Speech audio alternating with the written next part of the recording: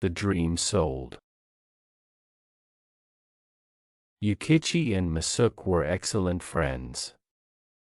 Youkitchi was a cheerful, almost frivolous boy. Mosouké, on the other hand, was serious and very cautious. Different as they were, they loved each other so much that if one had to undertake a business trip, in fact, they were merchants, he always waited for the other to join him. So, once again, they traveled together. The day had been hot and they were happy to arrive at the edge of a forest and to be able to lie down in the shade of a pine tree. After a while, Youkitchi was sound asleep. Mosouké looked at the sleeper and, sighing, said to himself, "He sleeps peacefully here, in nature, as if he were in the house. I couldn't do it, I would be afraid of being robbed. And yet, a little nap would be welcome. But unfortunately, I can't fall asleep outside." While Mosouké was thinking these things, he suddenly saw a wasp coming out of his friend's left nostril. He looked at her in astonishment. She flew to a tall, solitary pine camped on a rock, circled the tree 3 times, then returned to Youkitchi and disappeared into his right nostril. Mosouké had never seen anything so strange. At that moment, Youkitchi woke up, sat down laughing and said, "Mosouké, I have just had a wonderful dream. I have to tell you about it. Imagine that there was a tall pine tree camped on a high rock. Yes, exactly like the one you see over there.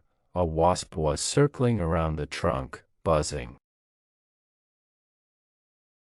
You must dig in this place, you must dig in this place." And indeed I began to dig and I found a big pot full of gold coins. I have never seen so much money in my life, except in my dreams. "Really, it's a strange dream," replied Mosouké. "In your place I would go dig around that pine tree up there. But what's the matter with you? I'm not going to go and tire myself out in such heat just because of a stupid dream. Let's continue on our way to get to town on time." But Mosouké didn't want to hear anything. Such a dream surely has meaning. "If you don't want to dig, I'm willing to try. Do you know what I'm offering you? Sell me your dream." Youkitchi burst out laughing. "This is a good deal for me who has never sold a dream. What are you offering me?" "You said there was a big pile of gold coins there." "I don't really know. I'm your friend and I don't want to harm you. Tell me yourself how much you value your dream." After a short discussion, they agreed on the amount. And Mosouké bought the dream for 300 pieces of silver.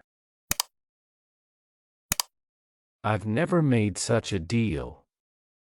So much money for a simple dream," Youkitchi said, laughing. "But now let us hurry, otherwise we will be late for the market." The friends had spoken out loud because they thought they were alone. They could not guess that the miser catchman had overheard their conversation. He too was on his way to the city and had rested at the edge of the forest. He had fallen asleep, but the voices of the 2 merchants had woken him up. Now he laughed evilly. What honest people these are, buying a dream. Fortunately they spoke loudly. Thanks to them, I know where the treasure is buried and I will have it for nothing. Catchyman gave up going to the market and quickly climbed onto the rock. He dug between the roots of the pine tree until he found something hard. He continued to dig carefully and eventually pulled out a large pot filled with gold coins. Catchyman broke the pot and put the gold coins in the large bag that never left him. Arriving in the city, he bought an inn for all this money and he became a rich man. But this gold did not bring him luck. After a while he lost not only the gold he had found but also everything he had previously owned.